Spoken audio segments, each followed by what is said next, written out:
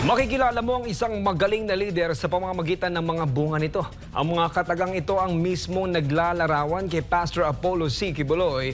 Ang butihing pastor nga ang nasa likod ng pagpapanday at paghuhubog sa mga magagaling na babaeng lider sa Kingdom of Jesus Christ.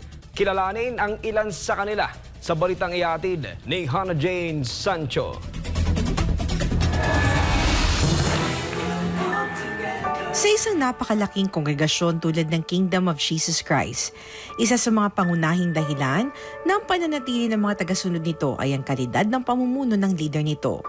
Bilang spiritual leader ng KOJC, matyagang hinubog ni Pastor Apollo ang bawat miyembro at misyonaryo batay sa standard of righteousness o pamantayan ng katuwiran na tanging ang kalooban lamang ng amang makapangyarihan ang masusunod o dapat na maghari.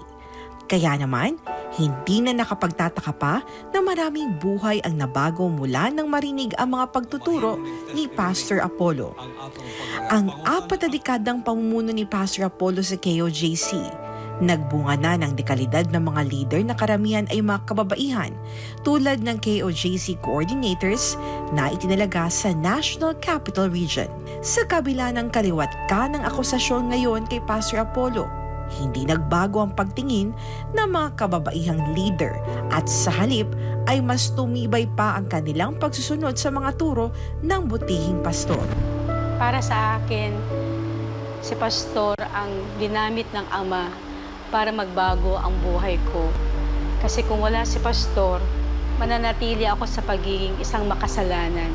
Pero mula nung nakilala ko ang Pastor Apollo C. Quiboloy, doon na nagbago ang buhay ko mula sa naging makasalanan. Ngayon, tinuruan kami ni Pastor paano maging mabuhay ng kaaya-aya at kalugod-lugod sa harapan ng Ama. Para sa akin, sino si Pastor sa buhay ko? Siya ang taong nakilala kong pinakamalaking puso sa buong mundo. For 32 years na nakilala ko si Pastor, wala akong nakitang masama na ginawa niya. Ang lahat ng nakita ko, puro lahat kabutihan. Iba kasi si Pastor.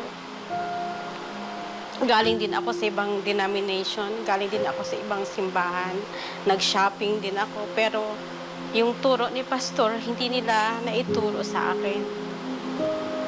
Kasi ang buhay ni Jesus Christ, talagang makikita mo kay Pastor. Pagpasok ko dito sa Kingdom, yung pinaka-gift na binigay ni Pastor sa akin, ang kaligtasan. Kaligtasan ng kaluluwa, mailayo sa kapahamakan. Nakita namin si Pastor kung paano ni Pastor buuhin, kung paano ni Pastor ginawang maging malakas ang paglilingkod ng Kingdom. Kaya sa panahong yun, kahit sa batang nasa murang edad pa lang, so maramdaman ko talaga yung kung ano si Pastor. Sincere si Pastor sa ginagawa ni Pastor na yung mga kabataan noon na lalaki na may takot sa Panginoon. At kay Pastor lang namin nakikita iyan. Praise the Father. Si Pastor Apollo C. Quiboloy para sa akin is a spiritual man.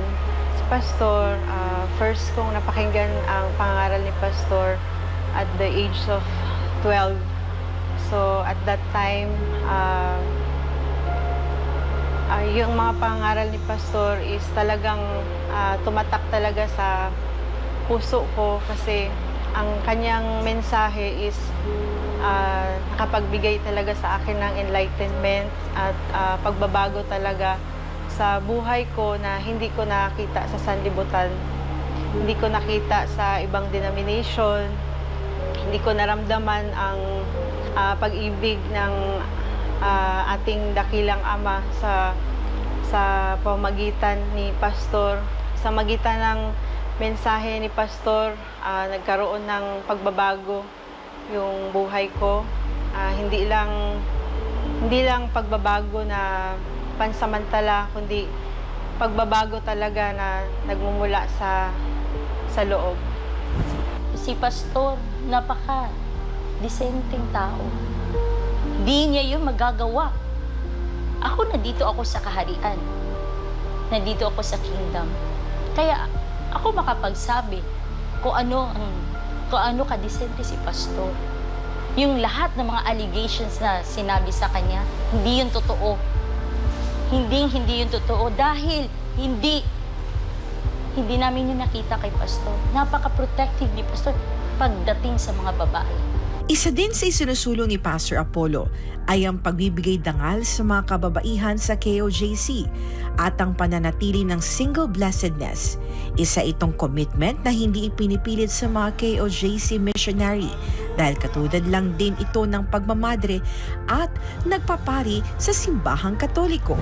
Sa akin, kasi namulat man ako bata pa, noon pa man si Pastor sinasabi na ni Pastor na yung buhay kong ito yung buhay na kinalulugdan ng Amang makapangyarihan.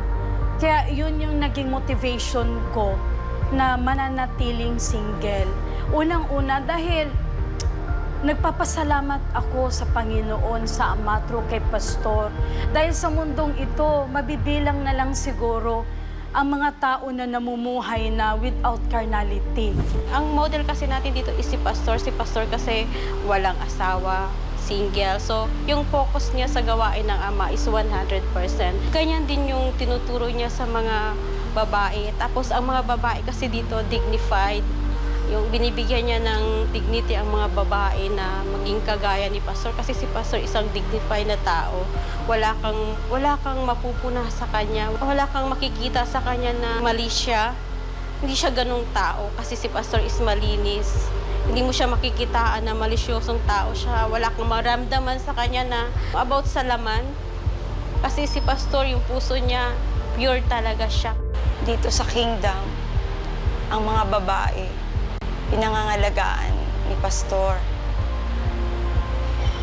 Kung tutuusin, kahit sa pag-upo, nakaseparate ang mga babae, nakaseparate sa upuan ng mga lalaki.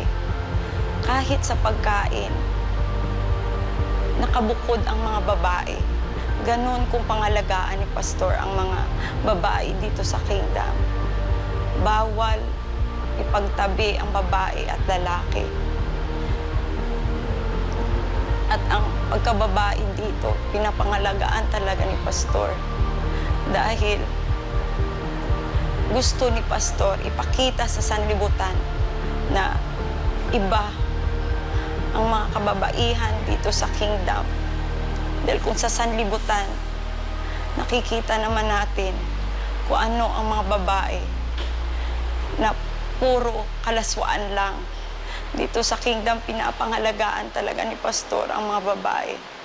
Kaya naman, mariing itinatanggi ng mga kababaihan ng KOJC ang lahat ng mga paratang laban kay Pastor Apollo.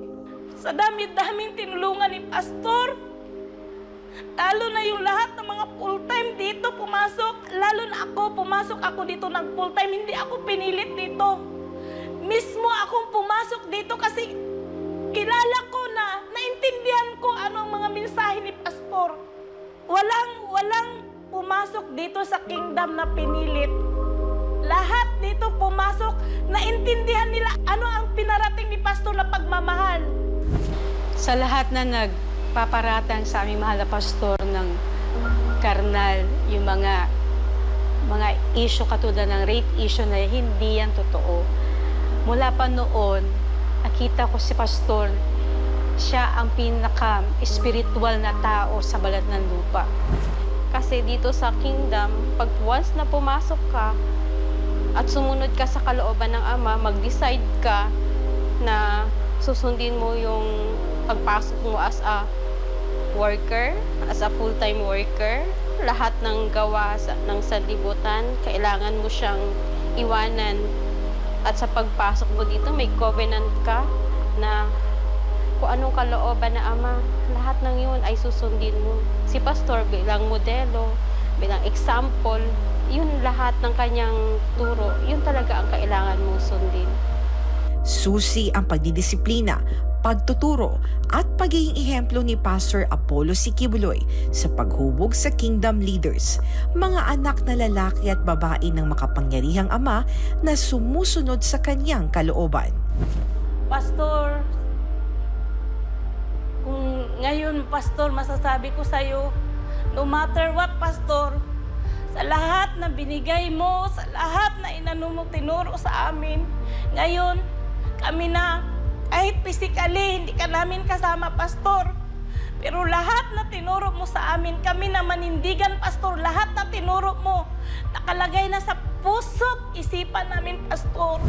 Kayo po ang nagturo sa amin, sa akin, mula pa nung full-time ako hanggang ngayon, hindi pa ako nagsisisi, Pastor, sa buhay na pinili ko na maging isang worker at sumunod sa mga kalooban sa pangangaral mo, Pastor. Pastor, maski anong mangyari, ditepensahan ka namin, ipaglalaban ka namin, Pastor. Dahil hindi mo deserve na ang mga nararanasan mo ngayon, Pastor. Kaya bilang ganti, Pastor, makakaasa ka na itong buhay na to, iaalay ko po sa inyo, Pastor, na maski anong mangyari, hindi po ako tatalikod sa inyo, Pastor. Kung darating pa yung pagkakataon na papipiliin ako ng Ama, kung anong buhay ang gusto ko, ito pa rin yung buhay na pipiliin ko, Pastor, na sumunod sa kalooban ng Ama at sumunod sa inyo, Pastor. Kaya buong buhay ko po, papasalamat. Ang commitment at dedication po para sa Ama at sa inyo, Pastor. Dahil alam ko po, kung wala kayo at hindi ko po kayo nakilala, maging walang saysay po yung buhay ko. Pastor, salamat po dahil tinuruan niyo po ako dito sa Kingdom na maging matatag, na magpatawad sa kapwa ko. Kayo yung modelo ko, Pastor. Modelo ko para sa aking kaligtasan, sa kaligtasan ng family ko. Pastor, maraming salamat po sa pagtutuwid sa amin. Hindi namin deserve kung ano yung ginawa mo, Pastor, na kahit wala kang kasalanan, pero para sa amin, para sa kapayapaan, pinili mong isakripisyo, Pastor, ang iyong buhay. So, alam namin, Pastor, na malalagpasan natin din to. Lahat ng tinuro mo sa amin, Pastor, lahat yan, Pastor, mananatili yan sa puso at isip ng bawat isa sa amin. Pastor, salamat. Maraming salamat sa pag-ibig mo, sa pag-aruga sa amin. Kung ano man yung mga akusasyon nila, Pastor, sa'yo, hindi po yan sila magtatagumpay. Dahil naniniwala po kami sa'yo, Pastor. Sa kabutihan mo, sa pagiging ama mo sa amin, sa pananampalataya. Salamat talaga, Pastor, sa lahat ng pagtuturo mo sa amin. Kaya, Pastor, hindi po namin kayo iiwan sa laban na to. Kasama mo po kami, Pastor. Praise the Father. Para sa Diyos at Pilipinas kumahal, ito si Hannah Jane Sancho, SM9 News.